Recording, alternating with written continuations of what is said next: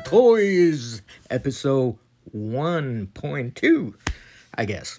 And today we're looking at the Mezco Batman and Joker figures from the animated show, which was probably the best introduction to Batman that we ever got in history, other than the comics, of course. But for my generation, this was the Batman. Now, messing up with the figure, we can see that he has some articulation, especially on the toes, which is the main concern with a lot of the Mezco figures, which they tend not to have that much movement down there. But this Batman kind of does, is a little limited, but it has some. What is not that limited is on the arms, and has quite a good range on the legs. They seem to be double jointed on both. And that's pretty cool. Like the cloth goods doesn't seem to be limiting the range of the articulation that much, which is really, really nice.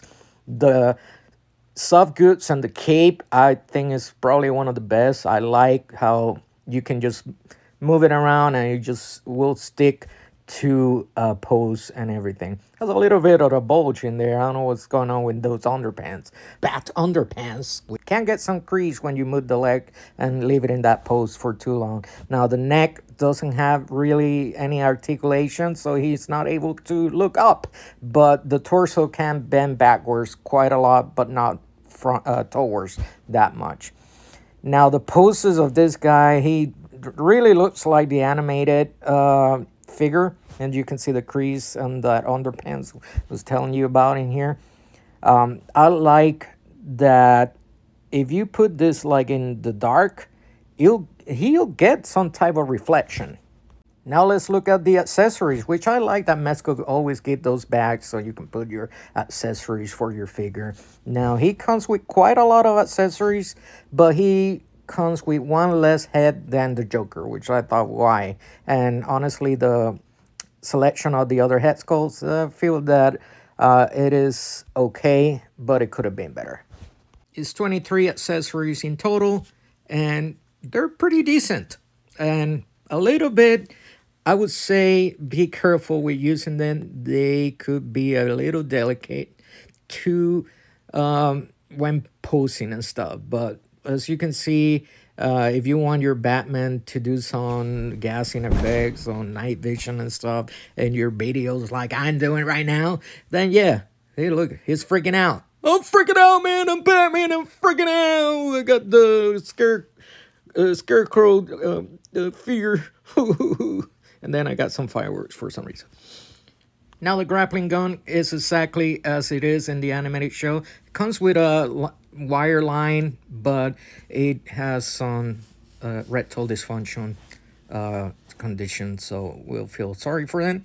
But it's not that great. I think the Mayfex one was better in that regards, but if you can get a hook on something, it'll do the work and it'll stop from getting a limp line. And you can actually put the gas effect in there if you want, or you can just get some cotton swabs and do that to get that firing effect. Now the belt, I always had some issues with the Mezco belt. Like it doesn't fit right, dances around, hard to put in, you name it. But this case, they actually did the job. It's not flimsy, it's sturdy, it's right where it should be. Now I was worried because he has some tiny legs that he was going to fall all the time. This is not the case. He actually is a good figure. I compare it to the Gun Studios one, which is another excellent figure. They almost feel like the same. But when it comes to aesthetics, I think Mezco did a little bit of a better job because it kind of looks like the cartoon. Although the Gun Studio is a pretty decent one, and it has more range and more flexibility. When it comes to getting it to look like it's supposed to, Mezco did the job. Now, let's see about the Joker. Well, the sculpt is there. He looks like the Joker from the animated show. I feel like Mark Hamill is going to start talking and start saying some Joker lines in here. But one thing I have to point out, he cannot raise both hands up. He can only raise one at a time because of that jacket. Now let's take a look at the accessories that he comes with, not counting the stand, which I didn't count on the Batman one. He got 24 accessories, yes, and I count the stuff that, like the little gas that goes in with the watch and stuff, like a separate thing. But they're all well sculpted. The Joker Fitch is spot on the pie. Like, yeah, we definitely got our money's worth on this one. And look at those faces. There's like, wow, that alone, I'll give you all my money. Wait until they get a load of me. Now, the Joker has more range than Batman for some reason.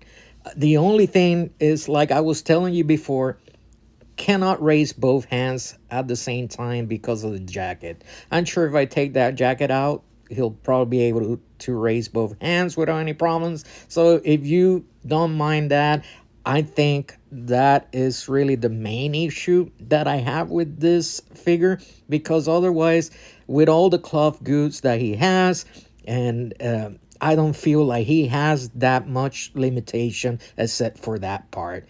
I mean, and he even got neck articulation, which Batman doesn't even have for some reason. Again, so and the accessories that he comes with and everything else, I think the Joker is where the real money is. Although I was really happy with the Batman, I can say that I'm more happier with the Joker.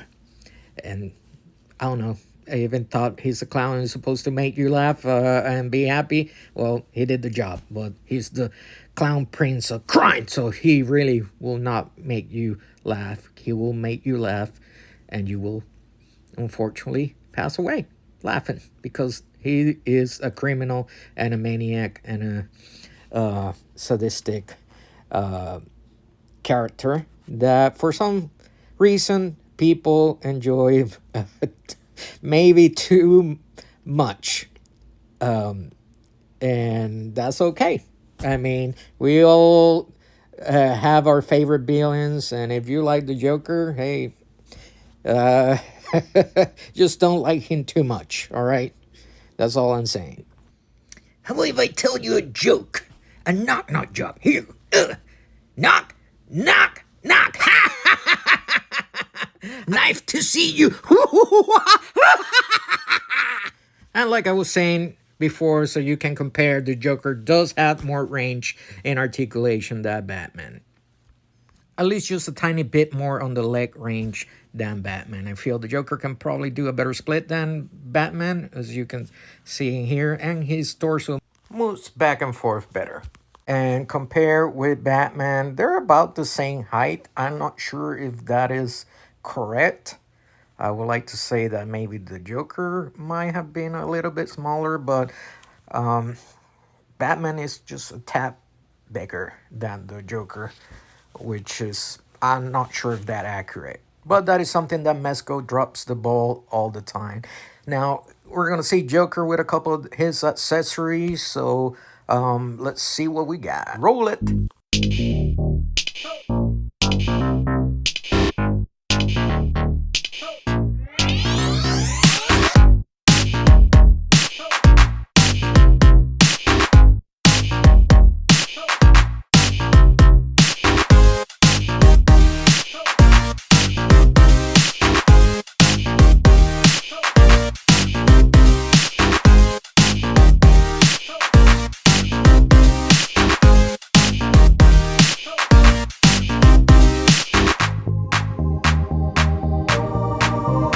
My final thoughts is that this line has a lot of promise. They have delivered some really good figures worth the price, and I think they might be figures of the year. But let's see what happens. Hit the bloopers.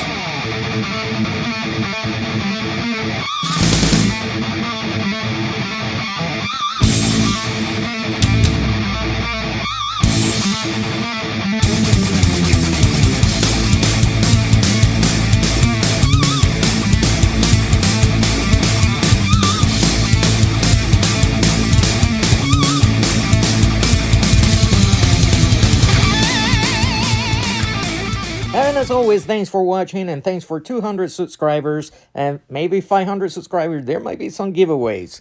Remember, it takes some balls to be a grown-ass man and play with some toys. That's why we're the Macho-NerdToys.